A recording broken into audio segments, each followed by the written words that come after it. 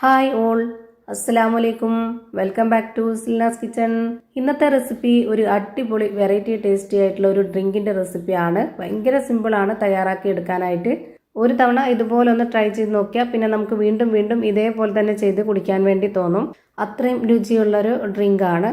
അതുകൊണ്ട് തന്നെ video skip ചെയ്യാതെ മുഴുവനായിട്ടൊന്ന് കണ്ടു നോക്കണേ. റെസിപ്പിയിലോട്ട് കിടക്കുന്നതിന് മുമ്പായി സിൽനാസ് കിച്ചൺ ചാനൽ ആദ്യമായിട്ട് കാണുന്നവരാണെങ്കിൽ പ്ലീസ് ഒന്ന് സബ്സ്ക്രൈബ് ചെയ്തേക്കണേ.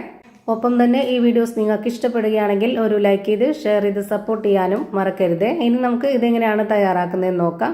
ഇതിനായി ആദ്യം തന്നെ മിക്സിയുടെ ചെറിയ ജാർ എടുത്തിട്ട് അതിലേക്ക് ഞാൻ കുറച്ച് അണ്ടിപ്പരിപ്പ് ഇട്ട് കൊടുക്കുന്നുണ്ട്. ഒരു 15 എണ്ണമൊക്കെ ഉണ്ട്. ഇനി ഇതൊന്ന് ചെറുതായിട്ടൊന്ന് ക്രഷ് ചെയ്തിട്ട് മാറ്റി വെച്ചേക്കാം. നന്നായിട്ട് പൊടിഞ്ഞു പോവണ്ട, നമുക്ക് കടിക്കാനായിട്ട് കിട്ടണം. ആ ഒരു പരുവത്തിലാണ്. ഇനി അതൊന്ന് മാറ്റി വെച്ചതിന് ശേഷം ആ ഒരു ജാറിൽ തന്നെ വീണ്ടും കുറച്ച് തണ്ണിമത്തൻ കട്ട് ചെയ്തത് ഇട്ട് കൊടുക്കുന്നുണ്ട്. ഇതൊന്ന് അരച്ചെടുക്കാം. ഒരുപാടങ്ങ് നന്നായിട്ട് അരഞ്ഞു പോവണ്ട. ഇതും നമുക്ക് ചെറുതായിട്ട് ജ്യൂസായിട്ട് വേണം താനും, അതിൻ്റെ ഒപ്പം തന്നെ നമുക്ക് കടിക്കാനും കിട്ടണം. ആ ഒരു പരുവത്തിലാണ് ഇതും നമ്മളൊന്ന് അടിച്ചെടുക്കുന്നത്. ഇതിന് ഒരു ബൗളിലേക്ക് ഒഴിച്ചു കൊടുക്കുന്നുണ്ട്. ഇപ്പോൾ ഇത് കാണുമ്പോൾ തന്നെ നിങ്ങൾക്ക് ഇതിൻ്റെ പരുവം മനസ്സിലായിട്ടുണ്ടാവും. ഇനി ഇതിലേക്ക് 1 ലിറ്റർ പാലാണ് ഒഴിച്ചു കൊടുക്കുന്നത്. നല്ല കട്ടിയായിട്ടുള്ള പാലാണ്. പാല് നന്നായിട്ട് തിളപ്പിച്ചതിന് ശേഷം അതൊന്ന് ആറിയതിന് ശേഷമാണ് ഇതിലേക്ക് ഒഴിച്ചു കൊടുത്തിട്ടുള്ളത്.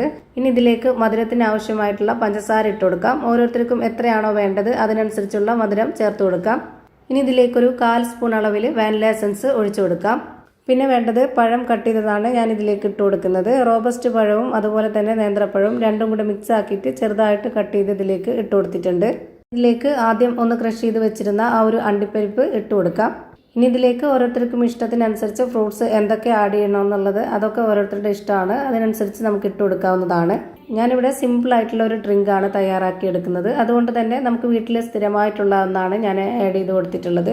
ഇനി ഞാനിതിലേക്ക് അവിലാണ് ഇട്ട് കൊടുക്കുന്നത്. വെള്ള അവിലാണ് ഇട്ട് കൊടുക്കുന്നത്. ഏത് അവിലായിരുന്നാലും കുഴപ്പമൊന്നുമില്ല. ഇനി ഇതിലേക്ക് കുറച്ചുകൂടെ ഒന്ന് രുചി കൂട്ടാനായിട്ട് ഒരു 1/4 കപ്പ് അളവിൽ പാൽപ്പൊടി ചെറിയ ചൂടുവെള്ളത്തിലൊന്ന് കലക്കിയെടുത്തതിന് ശേഷം അതുകൂടെ ഇതിലേക്ക് ഒഴിച്ചു കൊടുത്തിട്ടുണ്ട്.